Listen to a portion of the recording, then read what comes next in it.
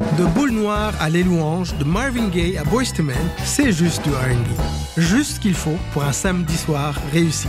Ici Corneille, j'anime Samedi R&B à 19h, Maritime 20h, sur Ici Musique et en tout temps sur Radio-Canada Audio. Nous sommes le jeudi 13 mars, voici à la une.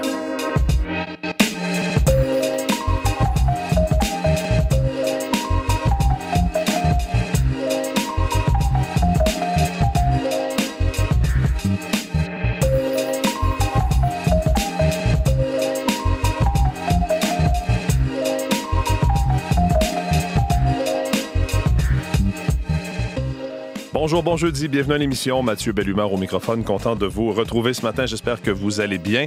Aujourd'hui, on va bien sûr encore une fois parler de ces tarifs qui ont été imposés sur les exportations canadiennes d'acier, d'aluminium également, parce que depuis minuit une, ces contre-tarifs canadiens sont en place. Ça vise pas seulement l'acier, l'aluminium, plusieurs produits également. Marie-Michel Bordua sera avec nous pour nous expliquer tout ça et nous parler de cette mission aussi à Washington, alors que le premier ministre ontarien et 2 ministres du gouvernement canadien seront à Washington pour rencontrer le secrétaire d'État au commerce. Sinon, plus tard à l'émission, comme c'est jeudi, Alexandra Chatzka sera avec nous. Elle va nous parler, de l'impact du travail d'Elon Musk au sein de l'administration Trump, de quelle façon c'est perçu et quelles répercussions ça peut avoir sur ces entreprises en Europe précisément.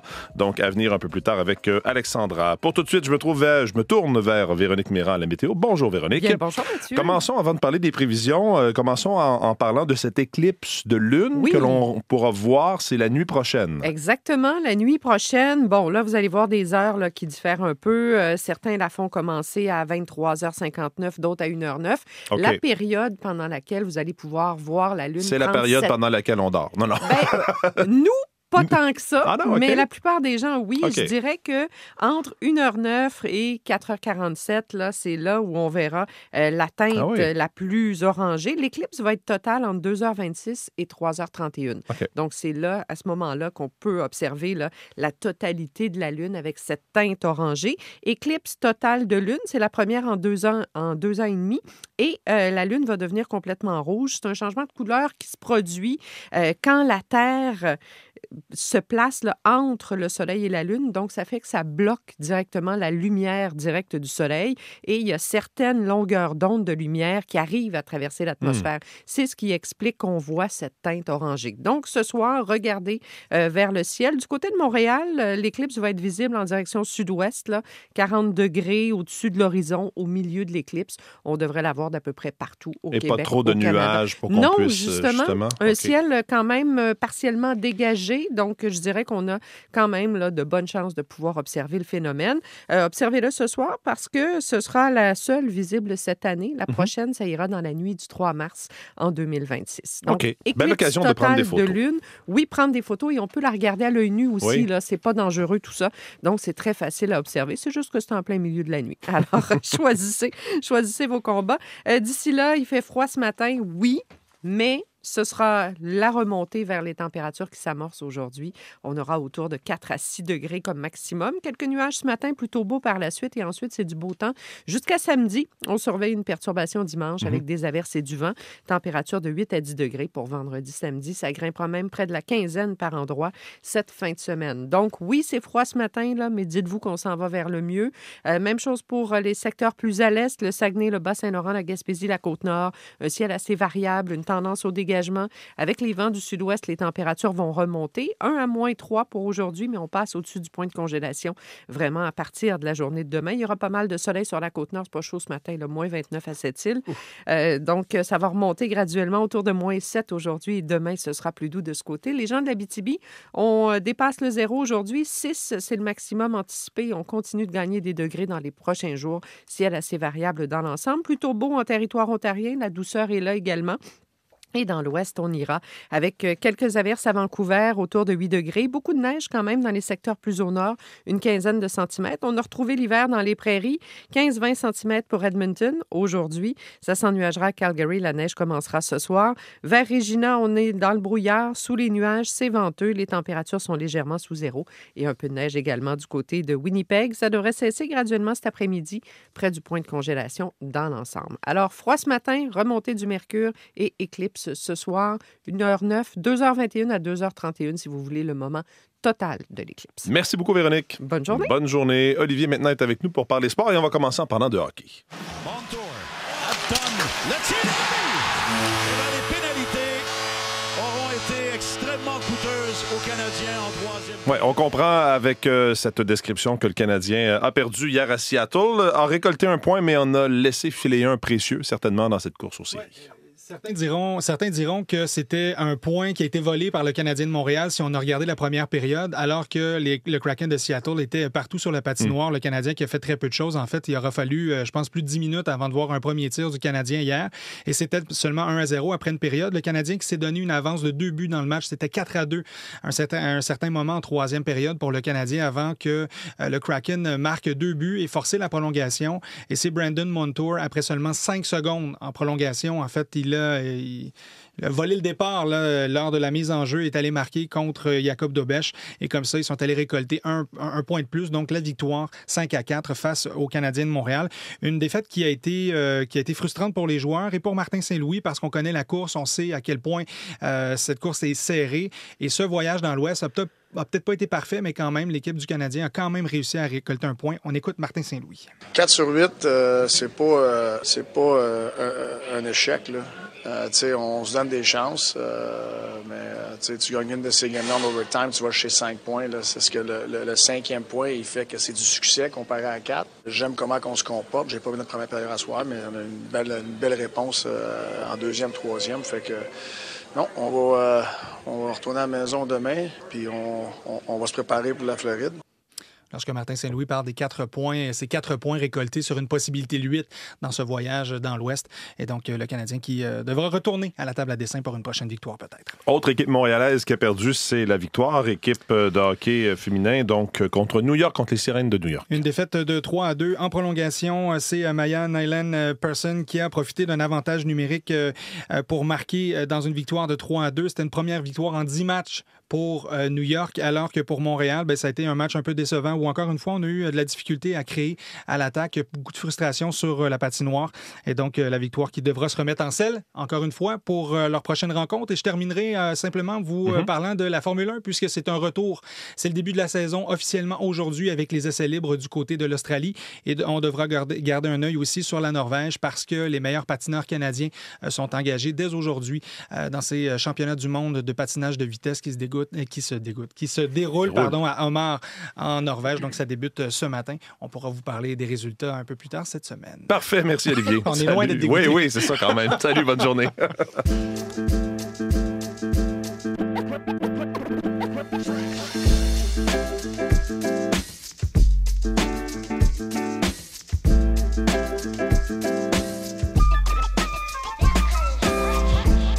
Alors, parlons tout de suite de cette riposte canadienne aux droits de douane imposés par Washington sur l'acier et l'aluminium. Marie-Michel Borduas est avec nous. Bonjour, Marie-Michel. Bonjour, Mathieu. Alors, c'est entré en vigueur officiellement depuis minuit 1, des contre-tarifs sur à peu près 30 milliards de produits américains. La valeur de dollars, c'est 30 milliards qui visent donc ces produits américains.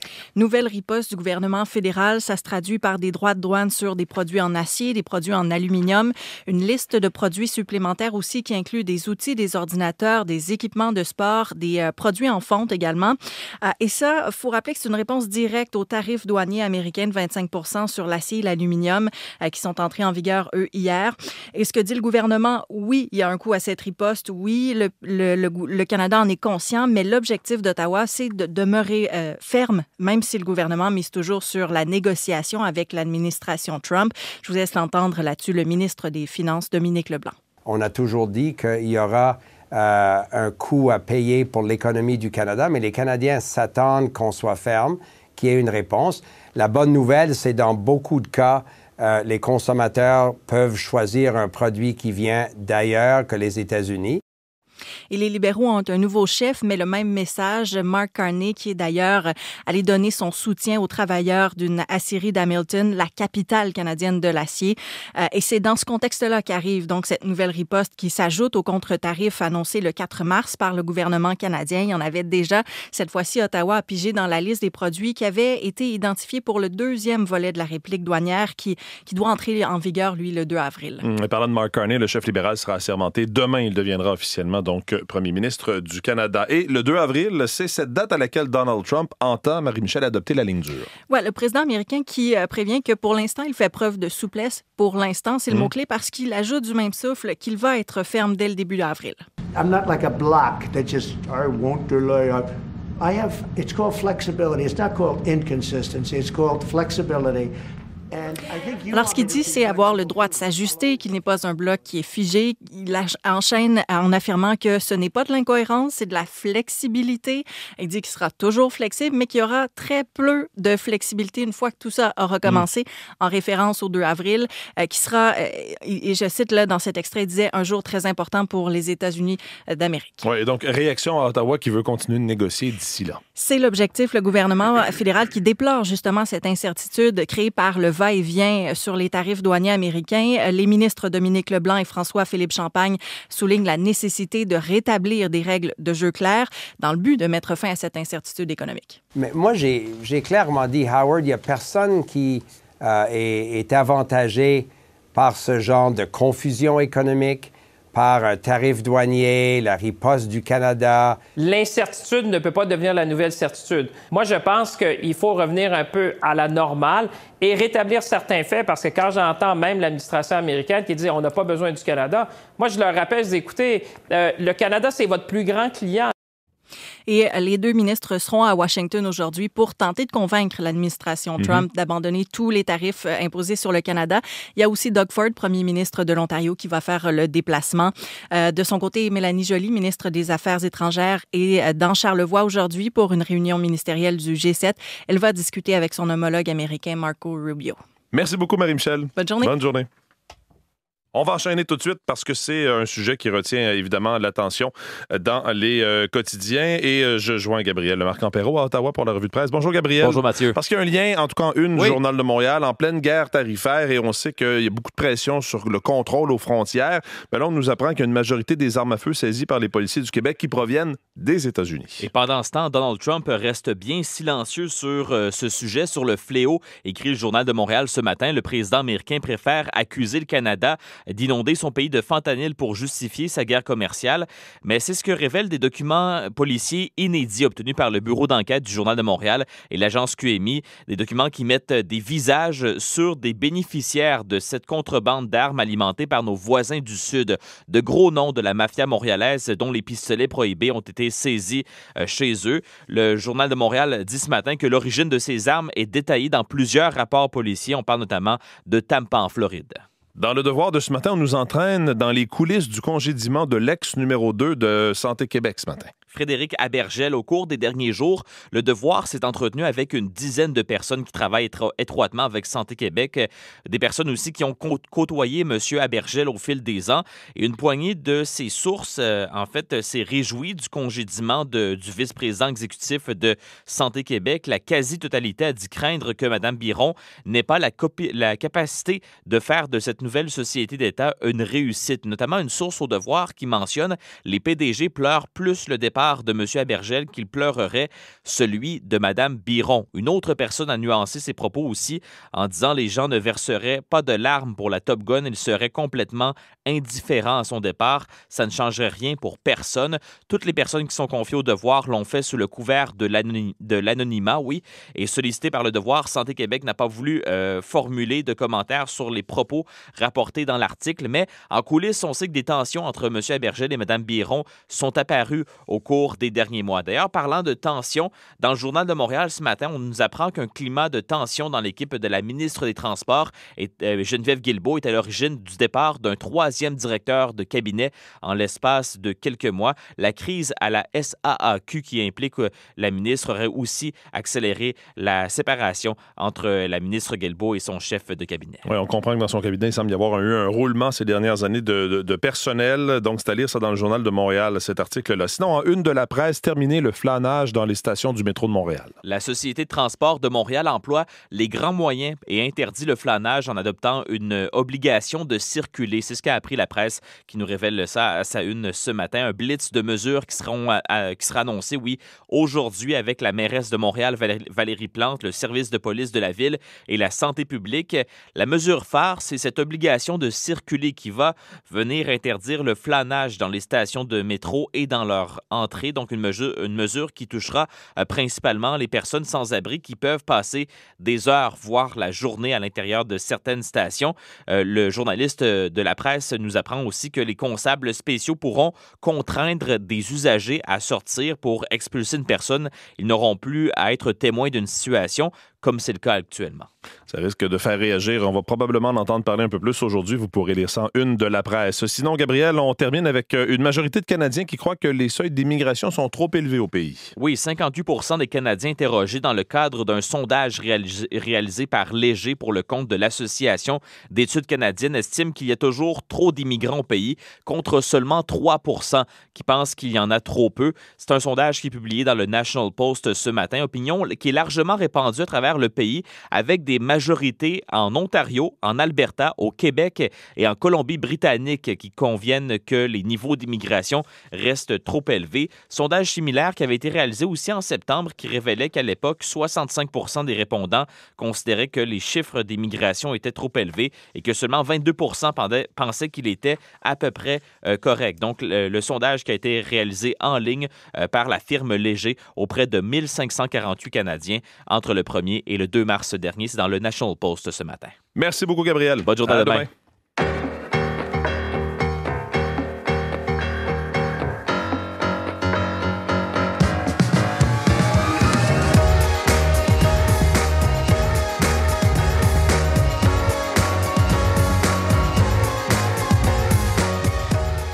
Alors, pendant que l'Europe attend anxieusement l'annonce de nouveaux droits de douane, c'est pas qu'au Canada que ça occupe l'actualité, cette histoire-là. Donald Trump a promis d'ailleurs ses droits de douane en Europe pour bientôt. Elon Musk, qui est un peu le bras droit de Donald Trump et ses entreprises, subissent des pertes sans précédent en Europe. Alexandra Shatska est avec nous comme à tous les jeudis. Bonjour Alexandra. Bonjour Mathieu. D'abord, et on l'a un peu évoqué, là, ça va pas très bien pour l'entreprise Tesla. En Europe, c'est le moins qu'on puisse dire, les chiffres de vente sont en chute. Oui, ils sont en chute libre, Mathieu, depuis que Trump a été assermenté. Juste rapidement, quelques chiffres. 42% de moins en Suède, 45% de moins en France, 48% en Norvège, 55% de moins en Italie et 76% de moins en Allemagne de vente de Tesla. Alors, des concessionnaires de Tesla aussi ont été incendiés près de Toulouse. L'usine de Tesla en Allemagne a été sabotée.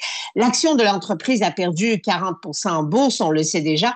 Donald Trump a beau faire un show comme hier en compagnie de Elon Musk dans le jardin de la Maison-Blanche, un show digne des meilleurs vendeurs de voitures pour revamper l'image de la marque, mais rien n'y fait en Europe. Et je doute d'ailleurs qu'un impact positif sur les ventes de Tesla en Europe se fasse sentir.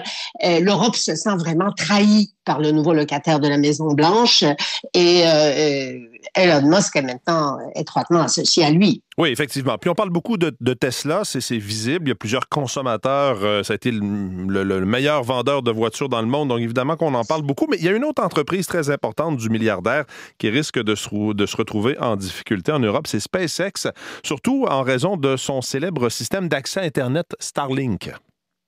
Oui, alors SpaceX, je vous parle maintenant d'Italie puisque je suis ici. Oui. SpaceX était en bonne voie c'est juste un exemple, mais qui vous montre bien le sentiment qu'on a ici en Europe. SpaceX était en bonne voie de signer un contrat très lucratif avec le gouvernement italien pour assurer les communications cryptées du gouvernement et surtout de l'armée italienne. Alors, la première ministre italienne, Giorgia Meloni, a exprimé son intérêt très vif il y a déjà quelques mois. Il s'agit d'un contrat de 5 ans de 1,5 milliard d'euros, donc plus de 2,2 milliards de dollars canadiens, un gros contrat. Et on connaît ces relations de Mme Meloni, très étroites avec Donald Trump. Elle était présente à son inauguration, mais elle a surtout des relations très étroites avec Musk. Ils sont amis. Alors, c'était presque dans la poche, ce contrat-là. Mais voilà qu'en fin de semaine, Elon Musk a eu une prise de bec invraisemblable avec le ministre polonais des Affaires étrangères, Radosław Sikorski. Écoutez bien ça. Sur X, Musk écrit « Si j'avais coupé Starlink, le front ukrainien serait tombé immédiatement. » Effectivement, Starlink est le principal fournisseur de communications Internet de l'armée ukrainienne, mais c'est pas une entreprise de bienfaisance. La Pologne paie pour l'Ukraine. C'est un don que la Pologne fait à l'Ukraine. Alors, M. Sikorski a répondu toujours sur X, la Pologne paie 50 milliards de dollars par an pour Starlink en Ukraine. Si les Américains font des menaces, on va chercher d'autres fournisseurs. Alors, Musk réagit immédiatement sur X. Tais-toi, petit bonhomme, écrit-il, be quiet, small man. Il n'y a pas d'alternative à Starlink. La Pologne ne paie qu'une petite fraction du coût. Oui, c'est assez éclatant comme prise de bec, effectivement. Ce qui n'a pas dû rassurer les futurs clients de Starlink en Europe et en particulier en Italie, là? Ben, certainement pas, surtout que Marco Rubio, le secrétaire d'État des États-Unis, s'est mêlé de l'échange et a posté en dessous de cet échange.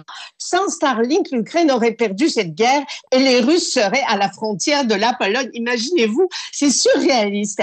Et il a exigé des excuses du ministre polonais Sikorski. Ça a jeté évidemment un froid sur tout le continent, en Italie en particulier. On ne parle plus que de ça. Comment peut-on confier les clés de la sécurité nationale à Musk après ce qu'il a dit sur l'Ukraine, crie l'opposition. Il n'est pas fiable. Un autre parti d'opposition, Sepumon, il n'est pas fiable. Alors Meloni, qui a déjà qualifié Musk de génie et qui avait évidemment très envie de lui confier le contrat, aura du mal à le faire. Un concurrent dans le domaine est entré dans la valse. Il s'appelle Eutelsat. C'est un consortium européen aussi de communication Internet, pas aussi puissant que Starlink, mais c'est une alternative. Il se dit prêt à déployer plus de terminaux à travers l'Europe rapidement. Son action en bourse, en tout cas, a bondi de 120% au cours des 3 derniers jours. Musk, sur ça, a demandé un rendez-vous sur X. Imaginez-vous, on croit rêver, au président de la République italienne, Sergio Mattarella, pour sauver ses pions. Et la réponse de Mattarella a été « il n'en est pas question ». Alors, c'est à suivre, mais il se peut que Starlink soit en perte de vitesse aussi sur le continent européen. Ça devient peut-être un peu plus compliqué pour Musk de faire des affaires, effectivement. Alexandra Chatzka, merci, à la semaine prochaine. Au revoir.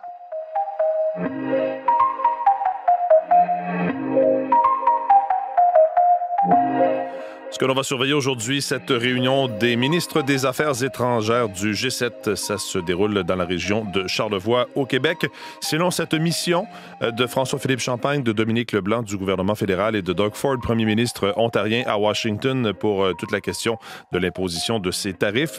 Au Québec, le chef du Bloc, Yves-François Blanchet, va tenir un point de presse pour annoncer les 7 candidats du Bloc dans la région de la capitale nationale. Ça, c'est en vue des prochaines élections fédérales. M. Blanchet qui va d'ailleurs rencontrer le maire de Québec, Bruno Marchand.